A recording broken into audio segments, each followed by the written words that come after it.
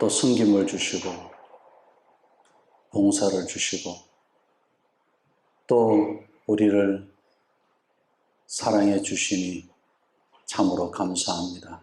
오늘 주시는 말씀 속에 우리 안에 죽도록 충성하리라는 이 고백이 새겨진 걸 확인하게 하시고 알게 하시고 살아가고자 하는 열정과 인내하는 믿음을 더하여 주시옵소서. 예수님의 이름으로 기도합니다. 아멘. 오늘 특별히 말씀의 제목을 제가 그러니까 지난주 주보에서 하고 요즘 주보에 나가는 제목하고 또 주일날 말씀이 한 주 전에 나간 제목하고 또 주일날의 제목이 아마 다른 걸 보게 될 겁니다. 한 주 내내 말씀을 묵상하다 보면 설교 제목에 대한 생각들이 많이 그 제목 안에 모든 내용이 하나로 딱 그려져야 되는데 이것 때문에 또 바꾸고 하다가 이번에는 그런 일들이 자주 있습니다. 그러다 보니까 이번에는 이 말씀 데살로니가 말씀을 한 주 내내 묵상하는데 데살로니가 후서 이 3장 1절부터 15절 바울이 마지막 말씀 이것을 생각하고 묵상하는 중에 계속 마지막으로 하는 이야기니까 또 들어보자 또 읽어보자 하면서 하는 가운데 확인하게 된 게 뭐냐면 우리 안에 바울이 지금 마음을 터치하고 있고 우리 마음에 있는 것을 알게 하고자 하는 바울의 그런 간절한 게 있구나. 그것을 많이 묵상하게 됐습니다. 그래서 설교 제목을 내 마음에 있는 성도의 몫을 다하는 것. 그럼 내 마음에 하나님께서 주신 그 몫이 무엇인지에 대해서 오늘 말씀을 통해서 우리가 알면 되겠죠. 그죠? 그렇게 우리가 이 설교 제목과 함께 이렇게 그려갔으면 좋겠다. 그런 생각을 갖고 오늘 이 말씀 가운데 들어갔으면 좋겠습니다. 좀 더 쉬운 메시지로 번역되어 있는 성경을 가지고 제가 한 번 더 말씀을 한번 되풀이해 보겠습니다. 정말 중요한 말씀들이 요절마다 단어마다 있는데 바울이 데살로니가 교회 식구들 오래 만나지 않았다 그랬잖아요. 그죠? 그런데 우리가 3주 만나고 형제가 될 수 있는 게 과연 가능할까요? 사람을 3주밖에 안 만났는데 어떻게 형제가 될 수 있을까요? 믿음 안에서 이게 가능하더라는 거죠. 그래서 바울은 데살로니가 성도들에게 바로 뭐라고 이야기하느냐면은 형제 여러분 이렇게 이야기합니다. 그리고 끝으로 다시 한번 부탁합니다. 앞에서 이야기했던 거예요. 얼마나 중요하면 다시 한번 부탁하겠습니까? 주님의 말씀이 여러분 가운데서와 같이 급속히 퍼져나가서 사람들이 경건하게 받아들일 수 있도록 우리를 위해 기도해 주십시오. 특별히 경건하게 받아들일 수 있도록 우리를 위해 기도해 주십시오. 이렇게 이야기합니다. 그럼 무엇이냐면 지금 데살로니가 교회 안에 경건의 문제가 생긴 거예요. 성도의 삶의 문제가 생긴 겁니다. 성도 안에 있는 그 몫의 문제를 다 하지 않는 상황이 생겼다는 이야기죠. 그러면서 데살로니가 성도들에게 바울은 기도 부탁할 수밖에 없는 거예요. 이거는 하나님 하시는 수밖에 없다는 거예요. 왜요? 이건 마음의 문제이기 때문에 그렇다는 겁니다. 그런데 2절에 가서 보면 또 심술 굽고 악한 사람들에게서 우리를 구해달라고 기도해 주십시오. 우리 그리스도인들이 그냥 저 밖에서 우리 같이 한번 힘자랑하자고 한번 싸웠으면 그걸로 그냥 정당하게 한번 싸운다면 싸우겠는데 모든 싸움에 우리는 어떻게 혈과 육에 대한 싸움은 지게 돼 있어요. 왜? 우리는 사랑이라는 큰 그 몫을 가지고 살아가는 사람들이기 때문에 양보해야죠. 희생해야죠. 손해봐야죠. 억울해도 참아야죠. 할 일들이 되게 많아요. 그러다 보니까 우리 주변에 심술을 거둔 사람이 붙으면 우리 감당이 안 돼요. 그리고 악한 사람들이 우리에게서 붙으면 감당이 안 되는 거예요. 그래서 바울이 이것까지도 뭐라고 이야기하느냐면은 구해달라고 기도해라.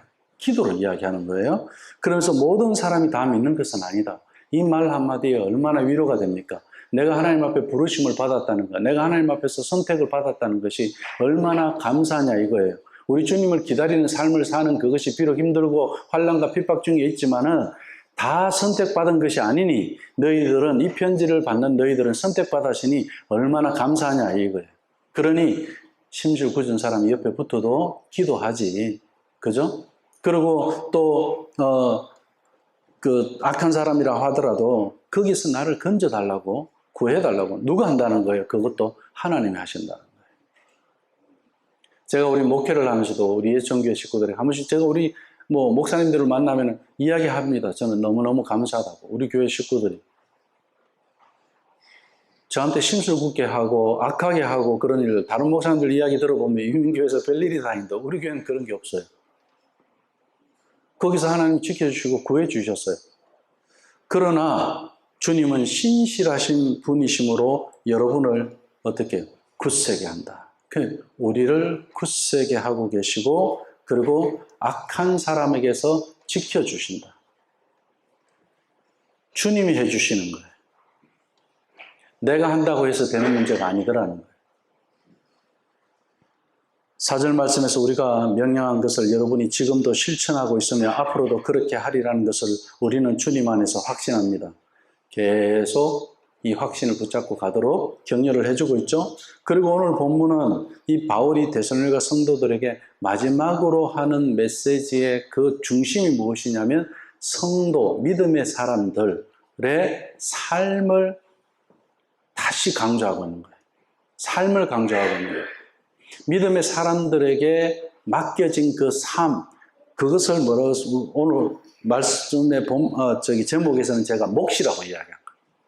우리에게 주어진 목, 우리에게 주어진 그 삶이 있다. 5절 말씀에 보면 이제 좀 쉽게 된 걸로 가지고 제가 계속 말씀드립니다. 주님이 여러분을 인도하셔서 하나님을 사랑하게 합니다. 주님께서 우리를 인도하셔서 하나님을 사랑하게 하고 또 어떻게 하느냐면은 그리스도를 기다리게 해주시는 것. 뭘로? 무엇으로? 인내로. 인내로 기다리게 해주신다. 이렇게 말씀. 그런데 오늘 우리가 읽은 말씀에서도 아주 중요한, 쉽게 설명한 성경보다 더 중요한 말씀이 하나 빠진 게 있어요. 오늘 우리가 읽은 말씀에서 더 정확하게 이 말씀을 놓치지 않고 있는 게 뭐냐면 또는 주께서 너희 마음을 이야기해요. 너희 마음을 인도하여.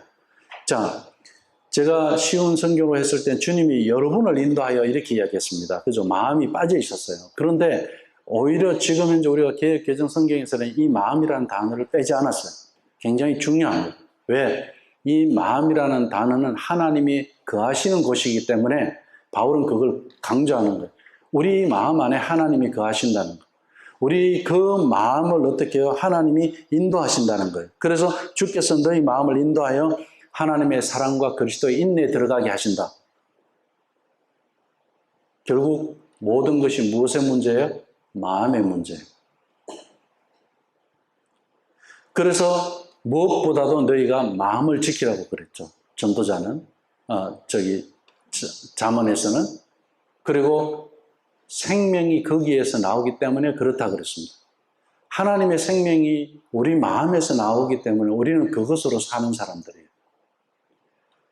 그것이 없으면 우리는 악한 자가 붙고 심술 굳은 자가 붙으면 우리는 그거 감당을 못하는 거예요.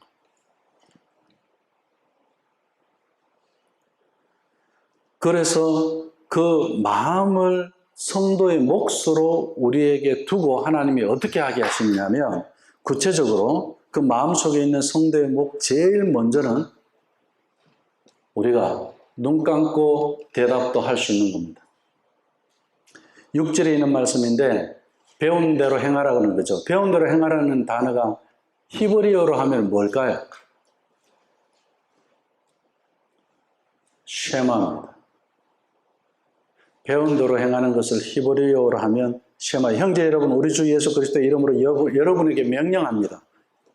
여러분은 제멋대로 사는 사람들과 우리에게 가르침을 받은 대로 살지 않는 사람들을 멀리 하십시오. 배운 대로 하지 않는 사람들을 멀리 하라고 그래요.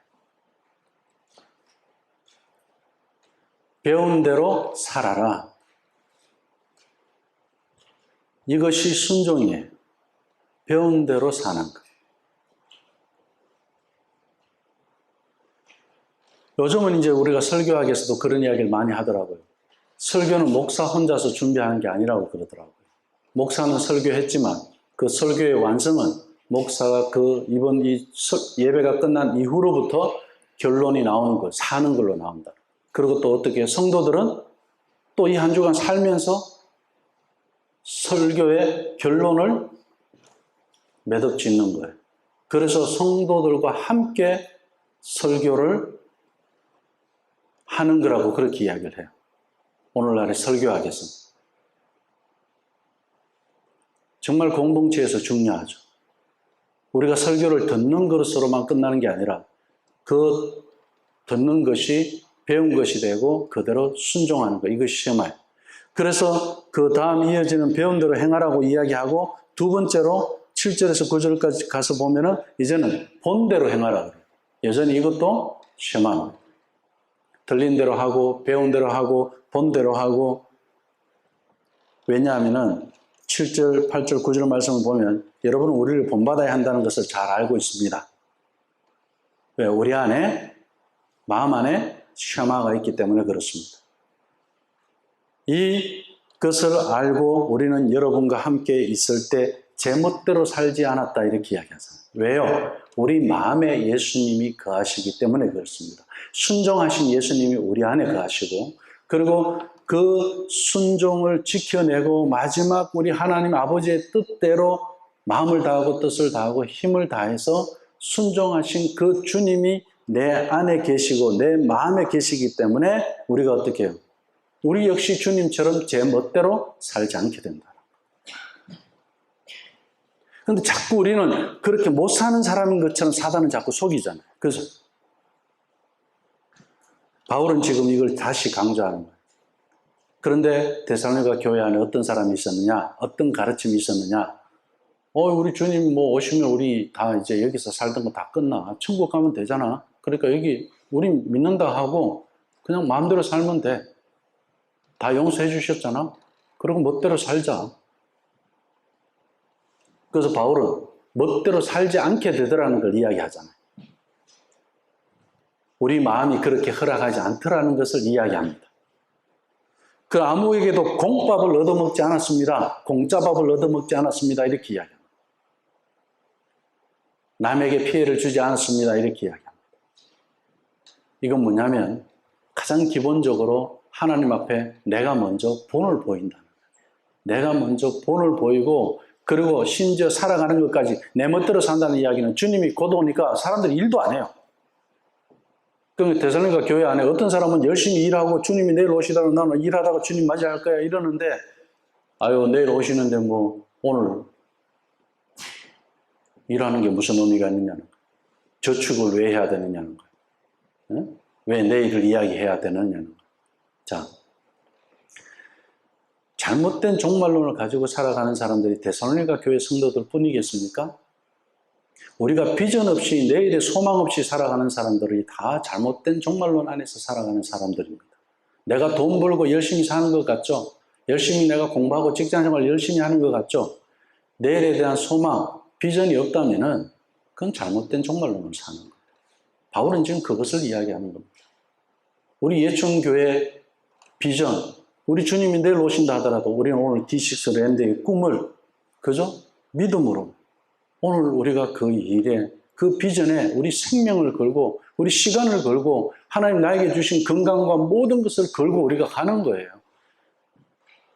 그 데살로니가 교회 안에서는 아니 그게 왜 필요한데 우리 주님 오시면 다 끝나는 건데 이렇게 꿈도 다 포기해버리고 그러다 보니까 이제 교회 안에 무엇이 찾아 들어옵니까? 게으름이 찾아 들어오죠.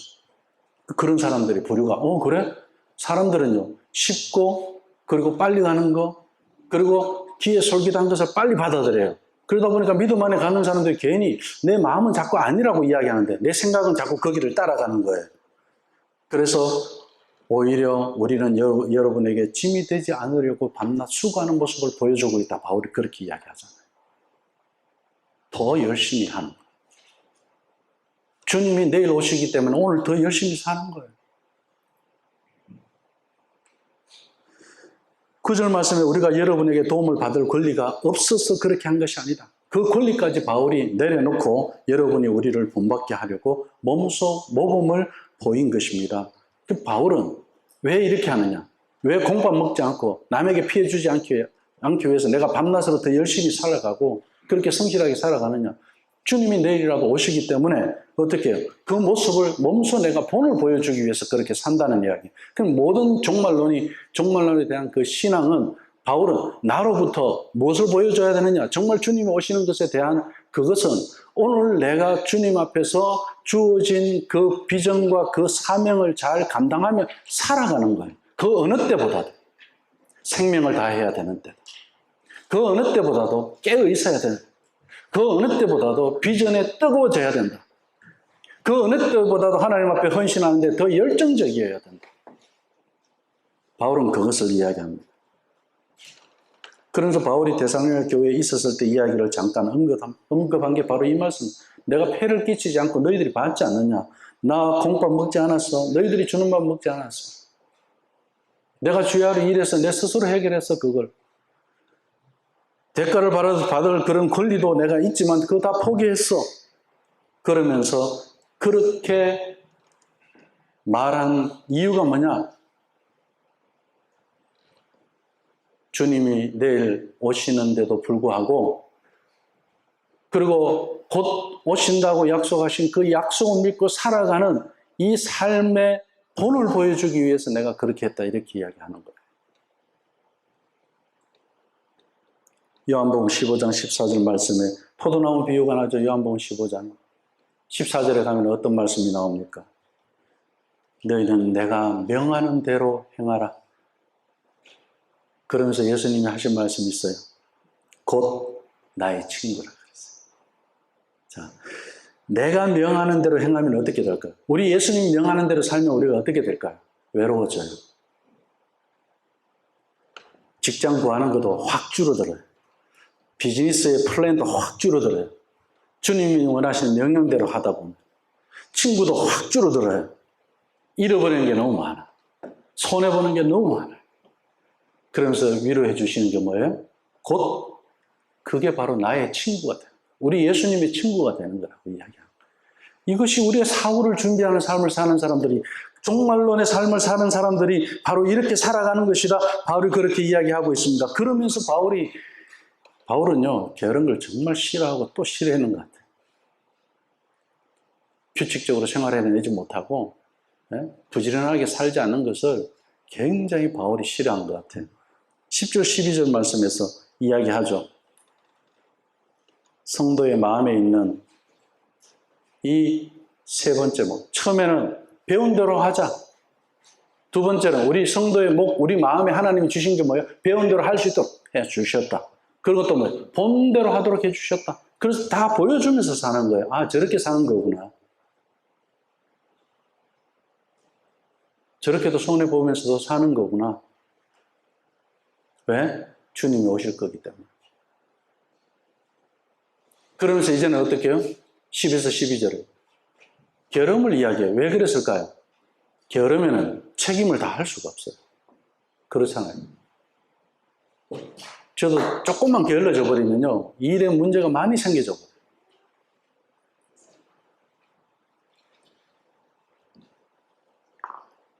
세 번째 목성, 우리 안에 있는 세 번째 목, 배운 대로 하고 본대로 하고, 세 번째 목성, 책임을 지는 거예요. 그래서 10절에 우리가 여러분과 함께 있을 때 일하기 싫은 사람은 뭐도 하지 말라? 먹지도 말라. 먹지도 말라. 이렇게 가르쳤습니다. 11절에 가니까 그런데 여러분 가운데 게을러서 아무 일도 하지 않고 돌아다니며 문제만 일으키는 사람들이 있다는 말을 들었습니다. 사실은요, 우리 D6 사역을 하면서도 이제 질문들이 들어오잖아요. 그럼 제가 그 질문들 들어올 때 물어봅니다. 해봤습니까? 이렇게 물어보고, 안 해봤어요. 그러나 해보면 그 질문들의 답을 다 알게 될 겁니다. 그런데 한국에 어떤 여자 전사님이 한 분 있었어요. 이분은 정말 독신의 은사에 대한 확신을 가지고 나이가 꽤 되신 분이에요. 그런데 아주 큰 교회 봉사를 하면서 주일학교 아이들을 어떻게 했느냐 하면 자기가 어릴 때 가족이 예수님을 믿지 않았어요. 저렇게 예설이만 할 때 교회 여자 전사님이 그분도 혼자 사셨어요. 주일마다 집에 와서 데리고 간 거예요, 교회로. 우리 옛날에 그런 일도 많이 있었잖아요. 그래갖고 자기가 평생 그것을 잊지 못해요. 그 전사님 때문에 내가 예수님 만났고 나도 아이들을 이렇게 교회에 데리고 오면서 살아야지 하고 사는 사람이에요. 근데 이 사람이 어떻게 됐냐면 어느 큰 교회 봉사를 하면서 아이들에 대한 그런 어떤 행사를 아주 정말 전국적인 행사를 하는데 목사님 프로젝트를 하나 줬어요. 근데 이 전사님이 어떻게 일을 했냐면 제가 깜짝 놀랐어요. 아예 교회 사무실에다가 침낭 갖다 놓고 교회에서 그 일을 끝낼 때까지 하나님 앞에 기도하면서 그렇게 부지런히 하나님 일을 한 거예요. 하나님 은혜를 주시지 않겠어요? 그 전도사님이 하는 이야기가 가정예배하는 이제 토요일 날 저녁에 가정예배하는 데를 방문을 했거든요.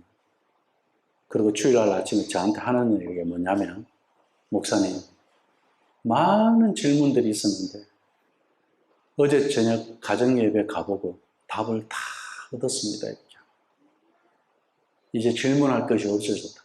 예, 해보면 하고 있는 현장에 가서 봤잖아요. 그러니까 질문이 다 끝나는 거예요. 아이들도 내가 어디로 데려가야 되는지 알겠습니다. 우리 집으로 데리고 와서 많이 먹여야 되겠다.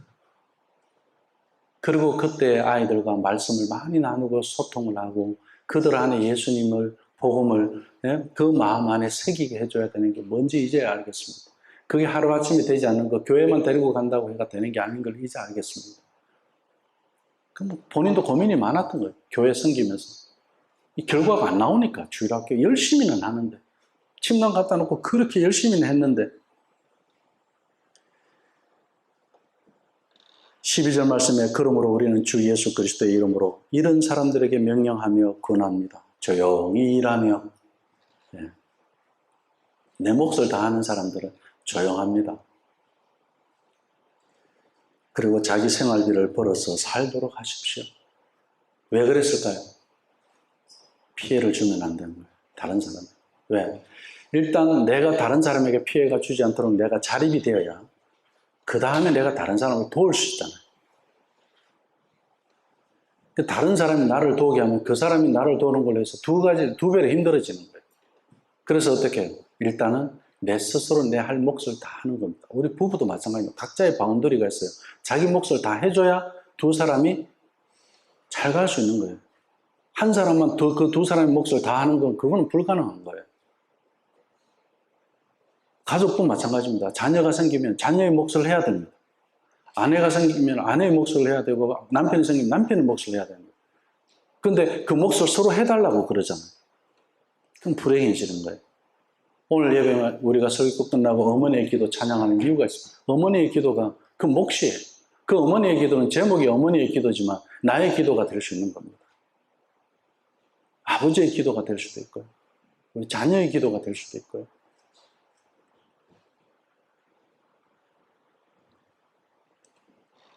실질적인 생활비를 벌어서 하는 그것도 있지만 이것 자체가 그때 당시에는 뭡니까? 내가 모든 삶의 책임을 진다는 이야기잖아요. 그 시대 상황에서 이야기하면 우리는 책임을 다하는 성도임을 믿으시기 바랍니다. 아내에게 책임을 다하라고 하면 안 돼요. 남편이 남편 책임을 다 하면 되는 거예요. 자기 몫을 하면 되는 거예요. 남편은 그럴 뿐만 아니라 아내도 마찬가지예요. 남편의 몫을 다 하라고 이야기할 필요가 없어요. 아내의 몫을 자기 몫을 하면 되는 거예요. 자녀도 마찬가지입니다. 부모를 원망할 거 없어요. 부모를 탓할 게 없어요. 자녀의 몫을 하면 되는 거예요. 아버지가 이렇게 못 도와줘서 어머니가 이렇게 안 해줘서 아니에요. 내 할 몫 하면 되는 거예요. 우리 부모도 자녀에 대한 기대가 있잖아요. 그러면서 요구만 하면은 안 돼요. 어떻게 해요? 부모의 몫을 하면 되는 겁니다. 자기의 몫을 하는 게 제일 첫 번째입니다. 그래서 우리는 책임을 다 하면서 살아가는 것, 이것을 어떻게 시끄럽게 하지 마라. 조용히 해라. 뭡니까? 꼭 일하면서 티내면서 하는 게 있어요. 뭐, 와, 이번에 이랬는데 내가 어떻게 해갖고, 막 그러면서, 아니, 아내가 막 남편한테 그런 이야기를 한다고 합시다. 그럼 다 해놓고 입으로 다 쏟아내. 남편이 고맙게 생각했다고도 오해하게 돼. 아내도 마찬가지입니다. 조용히 하면 나중에 어떻게 감동이 와요. 아, 이래서 그렇게 했구나. 아, 이래서 그렇게 오래 참아줬구나. 이래서 그렇게 오래 기다려줬구나. 자기 몫을 하는 사람은요, 남 탓할 시간이 없어요. 마지막으로 우리는 마음에 있는 하나님의 몫은 어떤 상황에서도 선을 선택한다. 선을 행한다는 것.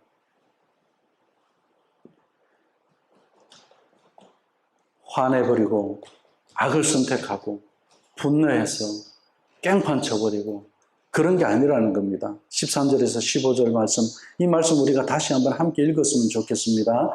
형제들아, 너희는 선을 행하다가 뭐 하지 말라? 낙심하지 말라. 누가 이 편지에 한 우리 말을 순종하지 아니하거든. 뭐 하지 아니하거든? 순종하지 아니하거든. 이건 쉐마하지 아니하거든 그랬죠? 그 히브리어 원어로 하면은 그 말씀이에요. 하거든. 배운 대로 안 하거든. 들은 대로 안 하거든. 본 대로 안 하거든. 책임을 지지 아니하거든. 그 이야기입니다. 선을 행하지 아니하거든. 그 사람을 지목하여 뭐 하지 말라? 사귀지 말라. 교제하지 말라. 왜 그랬을까요? 시험은 그런 데서 들어와요.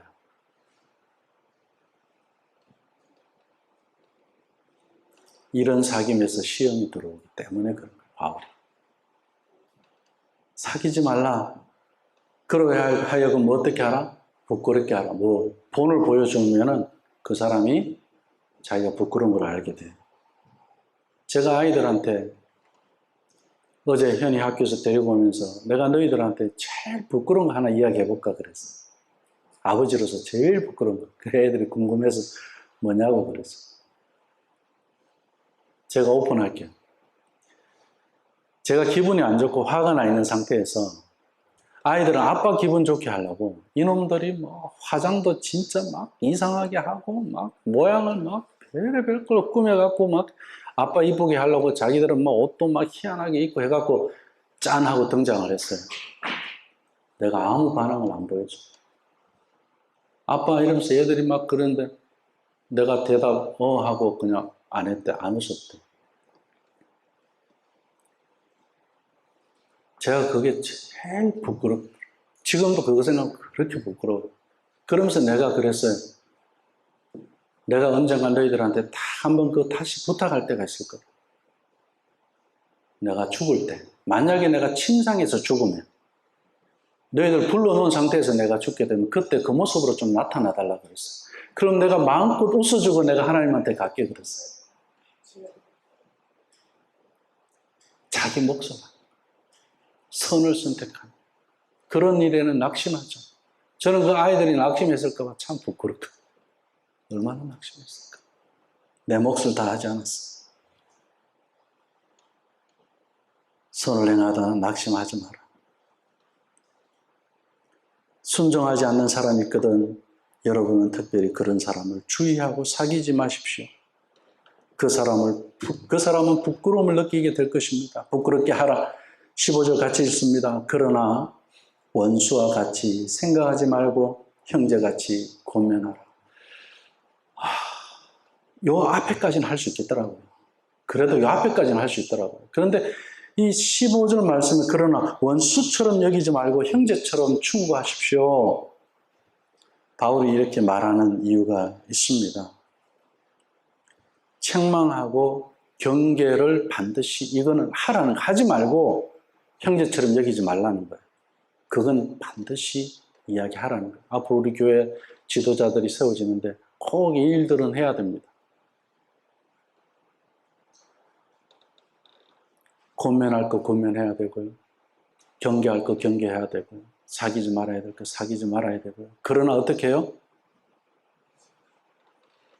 원수와 같이 하지 말라. 앞뒤가 안 맞는 말 같잖아. 형제같이 하기 위해서. 이게 우리의 고민이에요. 근데 이걸 어떻게 해요? 우리 마음 안에 쉐마로 넣어주셨다는 거예요. 바울은 지금 그걸 이야기하는 거예요. 그러니까 너희가 배운 대로 할 수 있다는 이야기, 본 대로 할 수 있다는 이야기. 그래서 우리 교회에서 본이 중요한 겁니다. 우리가 이런 상황에서 어떤 모습을 보여주느냐.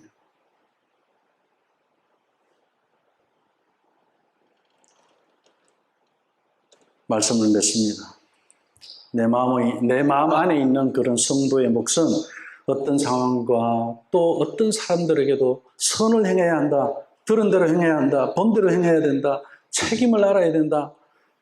그런데 여러 인과관계 속에서 우리가 살아가고 있는 그 복잡한 것들 속에서 어떻게 사귀지 말고 부끄럽게 하면서 원수같이 대하지 않고 형제같이 대하는 것이 가능하냐는 거예요. 우리가 할 수 없는 걸 인정하셔야 돼요. 내 마음을 보셔야 됩니다. 내 마음에 예수님이 거하고 있다는 사실이에요. 그래서 성령님께서 저에게 그렇게 부끄럽게 하시더라고요. 아이들은 그렇게 했는데, 자기 몫을 했는데, 제 몫을 다 하지 못한 저를 그렇게 부끄럽게 하시더라고요. 우리가 믿음 생활하면서도 게으른 사람을 경제적으로 도와줬다고 생각합시다. 한 번은 도와줄 수 있어요. 두 번, 세 번 할 때는 고민이 생기죠. 시간을 내서 마음을 나누고 그리고 관계 속에서 일자리도 연결해주고 합니다. 그럼에도 불구하고 그들에게 변화가 없다면 나는 물 한 병도 아껴 마시면서 그 물을 형제에게 줬는데 저 형제는 물을 마시면서 수고를 하지 않고 땀을 흘리잖아요. 사는 거 보니까 나보다 더 여유가 있게 살고 있어요. 나는 도왔는데 어려운 줄 알고. 그런 경우들을 우리가 살다 보면 경험합니다. 자기들의 잘못을 인정하지 못하고 오히려 도와준 사람들을 어떻게 합니까? 나중에 비방하고 오히려 옳다고 자기들이 옳다고 그렇게 사는 것이 옳다는 데서 방어를 하고 다른 사람을 비방해야만 합니다. 그런 삶으로. 그건 주님이 우리에게 주신 마음이 아니에요. 그래서 갈라디아서 6장 9절 말씀에도 우리가 선을 행하되 낙심하지 말지니 뭐하지 아니하면 포기하지 아니하면 때가 이르면 어떻게 해요? 거두리라. 할렐루야. 우리 이거예요. 때를 두고 사는 사람들이 우리 주님이 오시는 그때 그리고 다 때가 있어요. 그래서 우리는 기다리는 사람들이에요. 인내하는 사람들이에요. 네 할 바만 하라는 이야기예요. 그것이 우리에게 주어진 몫이요. 그 몫을 우리 마음에 두었다는 것을 바울은 또 다시 강조해서 이야기해주고 싶은 거예요. 그래서 데살로니가후서 오늘 3장 5절 말씀이 핵심의 말씀이라고 저는 생각을 하는 거예요. 주께서 너희 마음을 인도하여서 하나님의 사랑과 그리스도의 인내에 들어가게 하시기를 원하노라. 바울의 마지막 간절한 부탁이요, 기도요, 메시지입니다. 오늘 이런 성도의 몫을 마음을 다하고 뜻을 다하고 힘을 다해서 살아내시기를 주님의 이름으로 축원합니다. 기도하겠습니다. 사랑의 아버지 하나님 감사합니다.